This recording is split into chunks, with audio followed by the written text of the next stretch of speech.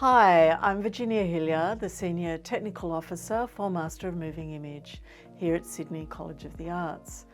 Today I'll be running you through how to get started working in the sound studios.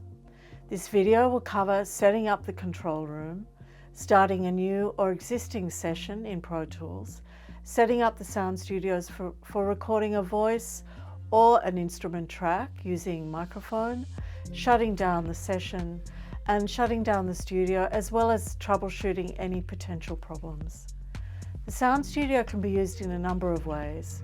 Some of these include recording vocals and instruments directly into Pro Tools using an audio interface, editing source material from a range of sources into Pro Tools, recording, editing, using effects, mixing and mastering audio in Pro Tools in order to create a soundtrack for your film or video project, as well as a soundtrack for an artwork or installation.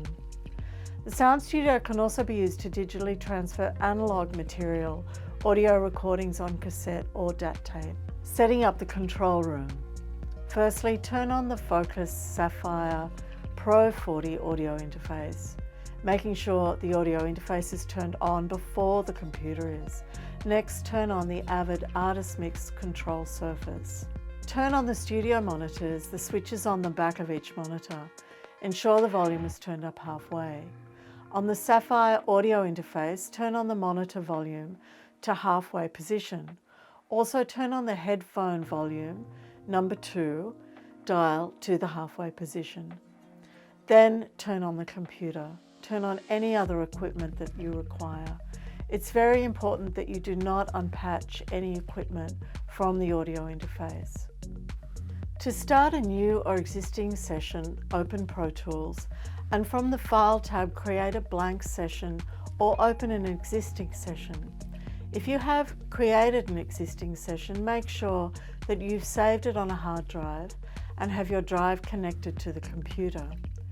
Next, you need to check your session parameters. Make sure your audio file type is set to WAV, your bit depth is 32-bit float, your sample rate is 48 kHz, and your I/O settings are set to screen arts and you have interleave ticked. After all of this has been selected, press OK. You should name and save your session to the correct folder, either in the workspace or on the hard drive.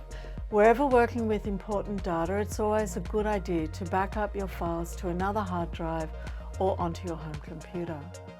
Please note that if your session is not working and the inputs are grayed out, make sure the Sapphire audio interface is selected.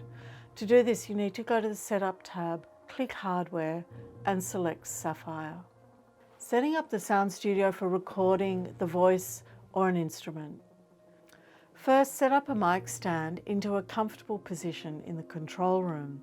Having visual contact with the operator in the control room is a good idea so you can communicate during and between takes. Gently attach a shock mount to the Rode Studio mic, ensuring careful handling so the shock mount stays intact. The Rode Studio mic pickups are from the side of the mic, so make sure the microphone is mounted vertically, not horizontally. Plug in the blue tube preamp and ensure 48-volt phantom power button is on. Next, patch in the 3-pin XLR cable from the bottom of the mic into input 1 on the blue tube preamp. Then take an out from the back of the preamp into the patch bay on the wall into mic 1. Adjust the height of the microphone and position the pop shield if needed. Position the headphone amplifier next to the mic stand and power up using the power adapter. Plug in your headphones and adjust the volume as needed. Finally, using the grey phono cables, patch the back of the headphone amp into the 1 and 2 RCA inputs on the patch bay. For recording a voice track or instrument using a microphone, create a new track in Pro Tools, double-click on the name and rename the track to something relevant to you. This is a good habit to get into to maintain file management. For example, label the tracks after the name of the people who are performing for you, or it could be track voice 1, voice 2. Secondly, set your track to record enable by clicking on the record enable button in the edit window.